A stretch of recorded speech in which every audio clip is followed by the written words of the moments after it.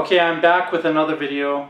I'm holding a horn that I think a lot of you will be excited about, especially those of you who are interested in picking up one of the prototype stainless steel horns. And I say that because I just played it. I've played it a couple times before in the previous days, but I really haven't spent time here on the showroom playing it before. And I just have to say, it really turned out very nice, and I'm just happy to be able to one, do the spectrum analysis on this and get all that data, and two, be able to pass this on to somebody who will probably just keep it for life. Let's show you this horn. This is the GS15. It's a laser-centered prototype, and it's marked right there. The lead pipe and bell is the H1, which is similar to our number one, only it's drawn, and bell 3R. And this one was built on June 20th, and it has the Amada water keys, the standard brass third slide brace, but then over here we have one of the new laser-centered lattice structure braces in stainless steel, and that's silver soldered in place, as well as a brass H series brace on this side, and then a stainless steel hollow brace on the other side. The flames finger rings, along with the skeletonized finger ring. This is a VGR, so you can adjust flexibility, slotting, and airflow, and especially impedance with this. This receiver was not machine perfect, and it is not a smooth finish. There's nothing really wrong with it. It just doesn't look as smooth as it could. And the tuning slide A is an SWE, standing wave efficiency tuning slide. And that one is one that was practiced from one of my apprentices years ago. And it is not perfect. So you can see the seam inside and out. And that is really what would bring the value down on this horn. Other than that, everything else is pretty darn nice. We've got some turquoise finger button inlays on the Mod 2 finger buttons, the SWE top caps. These are experimental bronze bottom caps, and these three bottom caps are all slightly different. They were all prototypes, so this one you can tell is different. And the second one is a little longer than the first and third. It doesn't hurt anything, and it plays really, really well. This is, you know, a 3R bell typically would play darker. Because this tuning slide isn't quite right, the dimensions are a little bit smaller internally, and it gives the feeling of almost like when you reduce the bell choke on the Muse trumpet. So it gives more vibrancy to the 3R bell.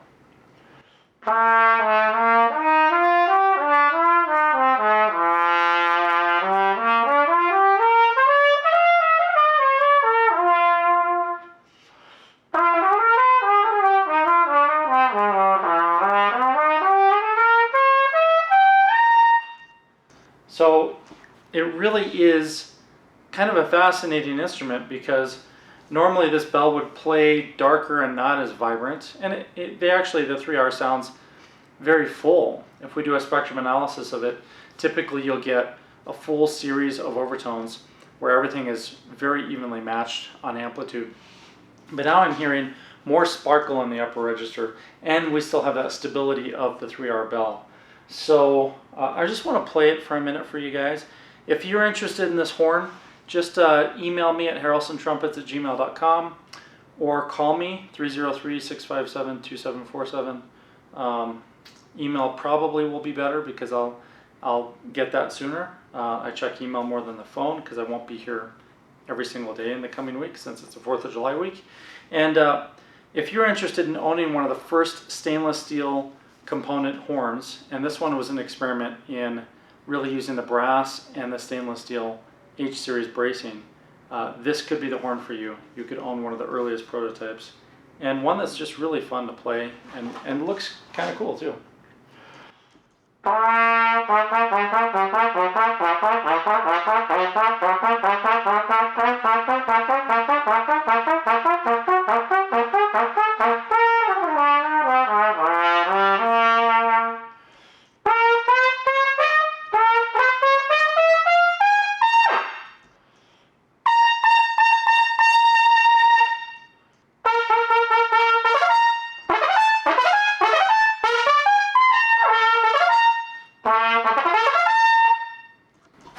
That is such a solid,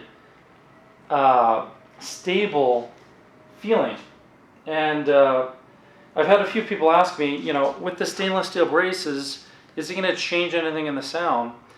And really the answer is probably not in the braces. It might change some of the resonant patterns a little bit, but you know, primarily that's the bell taper and the mouthpiece and the lead pipe taper and the VGR insert that would really affect the tone quality. Although there could be some difference in resonance because of the bracing, there's probably not that much here. But this tuning slide being a little bit smaller in dimensions than it was supposed to be actually makes it feel like there's a little bit of something pushing against you in the impedance ratios, so you have something just to work against. A lot like what a lot of people want for a lead horn, but it's very big and solid.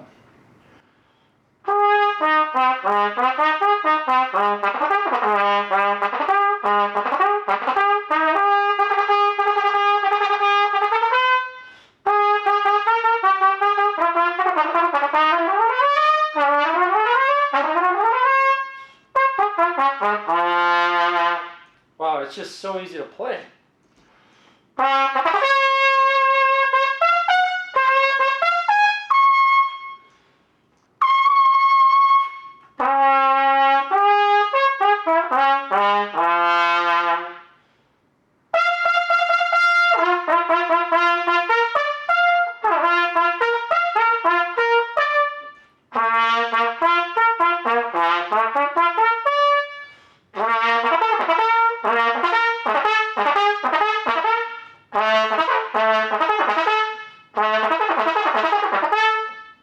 That's so easy.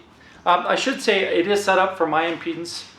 So the VGR system is set up with a 344 number 8. And number 8 works really well with this Spectratone blue mouthpiece. If I put a brighter mouthpiece in, like Spectratone red, then I usually would adjust that to be slightly different, but we'll play it the same.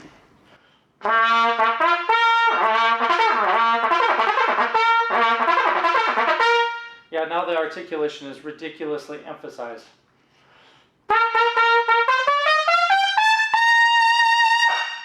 Now it is a screaming lead horn for sure.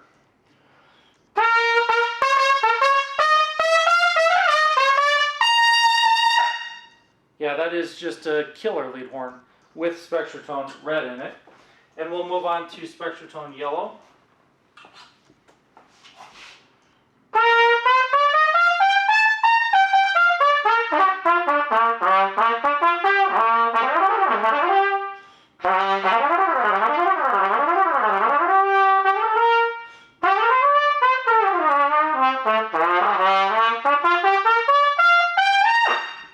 And that could somewhat be a lead setup as well, or it might just work for all around playing.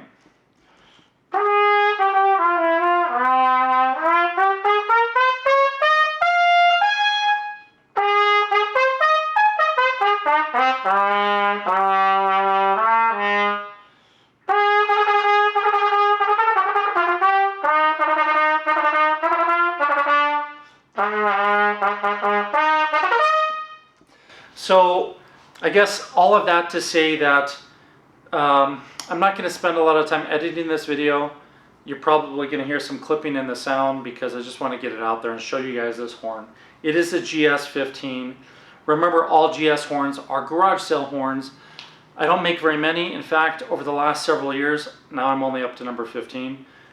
This might be one of the very last ones because we're almost out of really parts that didn't pass inspection. And on this one, it would have been the tuning slide and the bottom caps and the receiver. Everything else is perfectly new and fine on this horn.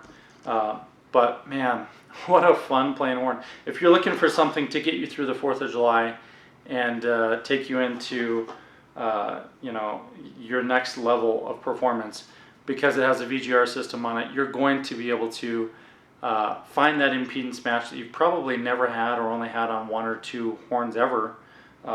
That's typically, most people have never really had a true impedance match. But you can find it here very quickly, and it is just so much fun to play. I don't want to put it down even though I'm supposed to be leaving.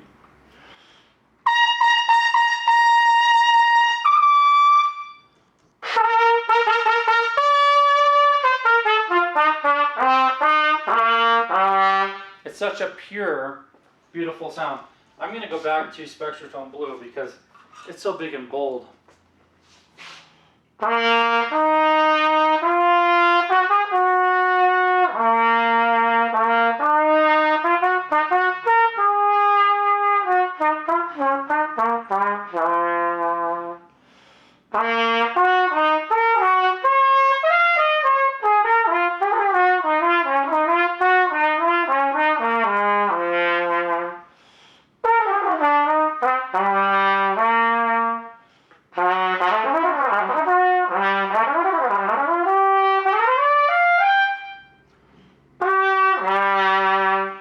Okay, enough. I've got to stop playing and recording this video.